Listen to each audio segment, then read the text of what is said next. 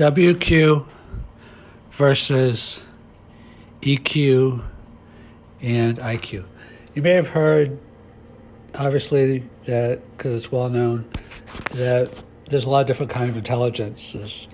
First, they tended to equate intelligence with cognitive abilities, IQ, and then Daniel Goleman came out with his famous book called Emotional Intelligence that shows that it demonstrated that how we get along with people and our judgments actually has a greater amount of predictive value in our success than does just our cognitive abilities. That's why Robert Kiyosaki famously says that A students a lot of times tend to work for C students. I mean, the C students, like the students that just like have like memorization and, study for the test, those people get ahead in life, but the people that are maybe a little bit bored by school, doing their own types of initiatives, more entrepreneurial, that's not really fostered in school as much. Doesn't mean you should be a bad student. I mean, that's important also, but people that follow the rules versus set the rules. I'm not saying break the rules, but create their own set of rules.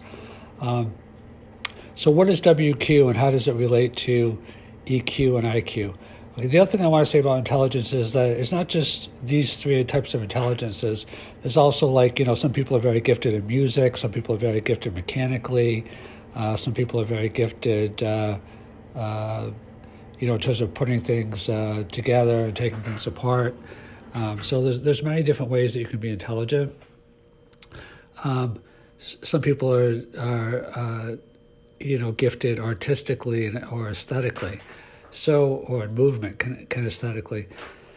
So WQ stands for work intelligence. I want to explain that. So some people that are really good at business are good because they have great EQ. They know how to form the relationships to get customers. Some people are really good at business because of IQ, because they can retain information and work logically. Now, WQ is a more broader measure of work intelligence because there's a whole science to really productivity, business acumen, strategy, leadership, all the qualities that go into business. And some people have a very high WQ, which I call a work intelligence. You could also call it a BQ, a business. Maybe I'll change it. A BQ intelligence. There's just some people for example, like Gary Vaynerchuk. He just has a really strong entrepreneurial gene. Some people are great CEOs. Some people are great military leaders. Some people are great elected officials.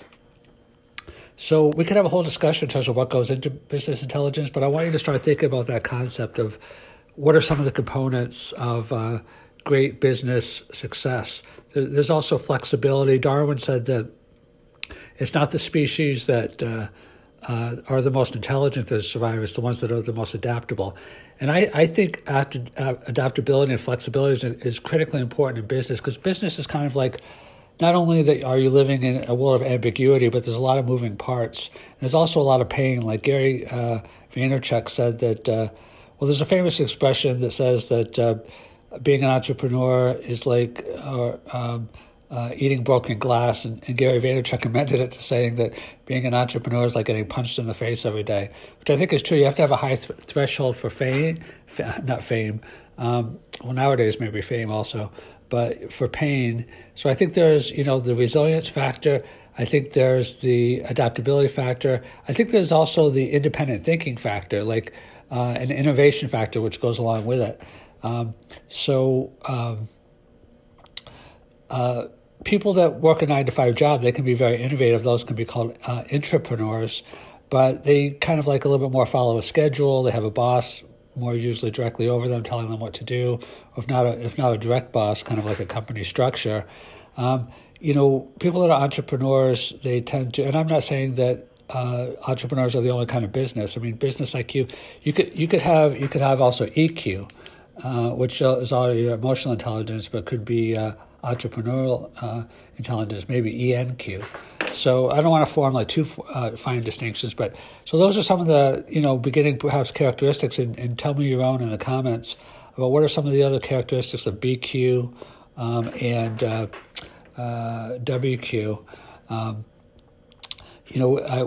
I just talked about adaptability, resiliency, independent thinking, innovation. At the beginning, I talked a little bit about productivity, strategy, execution, strategic partnerships, pricing. There's a lot that goes into it.